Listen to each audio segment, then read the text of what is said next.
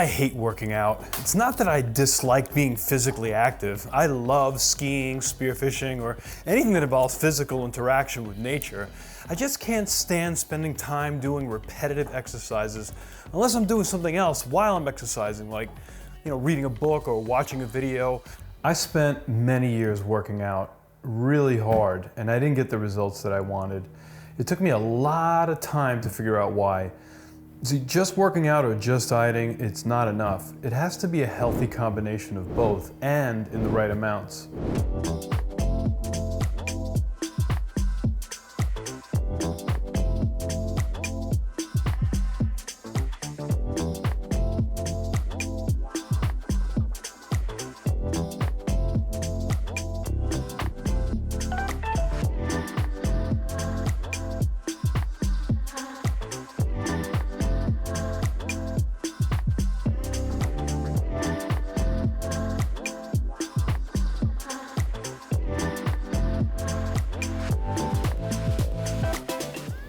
I want to give you 10 tips for both a healthy diet and a healthy exercise regimen.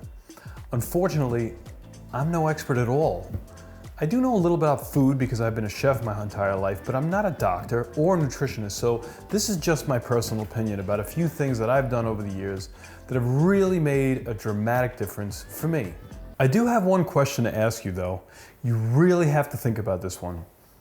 Is it harder to gain weight or is it harder to lose weight? If you go back in time and you look at how uncomfortable overeating and a lack of exercises made you, you will see that gaining weight is actually harder. Think about it. How bad you felt each time you ate too much or how much an inactive lifestyle kept you from partaking in fun activities. Okay, so over the holidays you put on a couple of pounds and it made you feel uncomfortable, but you didn't put on 30 pounds in a week. It actually takes a long time to gain weight. Yet when we try to lose it, we expect to take it all off and go back to a size that we like in like 30 days. Sure, you might be able to lose a significant amount of weight in a short period of time, but the body takes a really long time to transition from one stage to another and make the change permanent. So what's the easiest way to take off the weight? The most effective way and the least painful way to change your weight is to take it off slowly. I'm talking like a pound or a half a kilo a month. That's not to say that you can't lose a lot of weight right off the bat. You might, but what good is it if you put it back on 20 days later? There's no magic bullet when it comes to losing weight. The bottom line is this: if you eat more than you burn, your body converts it to fat. So here's the most effective way to do it. You burn 200 extra calories a day and you cut 200 extra calories out of your diet every day. 200 calories like a cup of rice or a Snickers bar. A brisk half-hour walk is about 200 calories. But it's important to know what calories look like. Now, in previous videos, I mentioned an app called Carb Manager, which makes understanding how many calories you consume simple. If you use any calorie management program for a month, you'll have a better understanding of how many calories are in the food that you are eating. It will also tell you the rough number of calories that you need for your age and size. For me, I need 2,400 calories a day to maintain my weight. If I put myself in a 400 calorie per day deficit, by the end of the week, I will have cut my calorie consumption by 2,800 calories. Theoretically, and I say theoretically because this exact scientific ratio doesn't quite pan out this way, but in order to burn 1 pound of fat, you need to burn off 3,500 calories. So theoretically, I should lose 3/4 of a pound a week. But it's not quite that simple. Our bodies are incredible, efficient machines.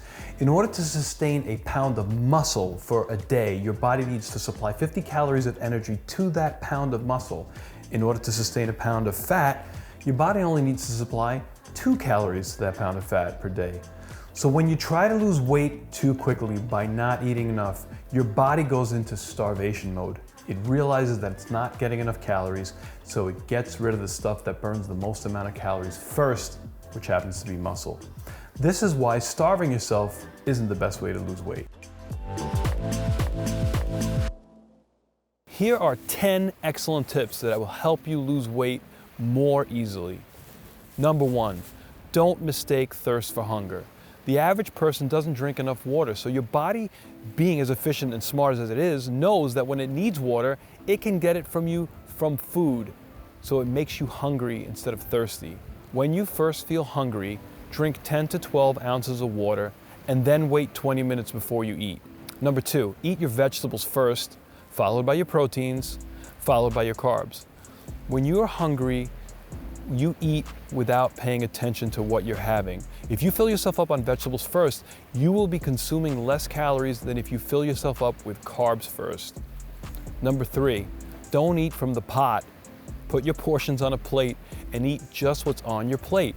Don't go back for seconds. Create a visual dividing line on your plate. Half of it should be low-calorie vegetables, a quarter of it should be good quality starches like sweet potato, quinoa, squashes, organic root vegetables, if you're going to have any carbs at all. A quarter of it should be protein. I limit my carbohydrate consumption to 1 meal a day, and that's in small quantities. Number 4, try not to eat anything within 2 hours of when you fall asleep.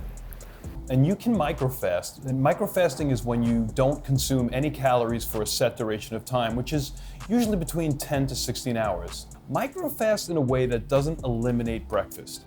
I don't think it's a great idea not to have breakfast. I spent my entire life with my first meal at around noon. I actually have more energy if I have something small in the morning that's nutritionally dense and low in carbs. Number 5, watch what you eat when you're stressed out. When we put ourselves in an emotionally stressful situation, our body tends to reach for a carb because a carb gives you the immediate energy that you need to handle stressful situations. And also, the release of insulin that follows calms down the stress. Number 6, as often as you can eat organic food, eat organic food. Your body demands a certain amount of nutrition, and if that nutrition isn't met, your body's going to ask you to eat more. So you're putting unnecessary extra calories in your body to get the adequate nutrition that you need. Number 7, figure out what physical activity brings you pleasure. If you dread spending time doing something physical, whether it's exercise or a sport, it's only a matter of time before you stop doing it. Number 8, don't push yourself too hard when you work out. Your body can break down. It's always best to exercise within your comfort zone rather than not at all. Number 9, do something to keep you limber. One of the most difficult parts of the aging process is losing your range of mobility. Some form of stretching should be incorporated into your exercise regimen. Number 10, don't beat yourself up. Gaining weight, W-A-I-T, means that you have to be happy with however long it takes you to achieve a better physical state. There'll be times where you'll fail. There'll be times when you lose more than you expected. Ultimately, it's about enjoying life as you live it. Thanks for watching. Please consider subscribing. I'll see you again next week.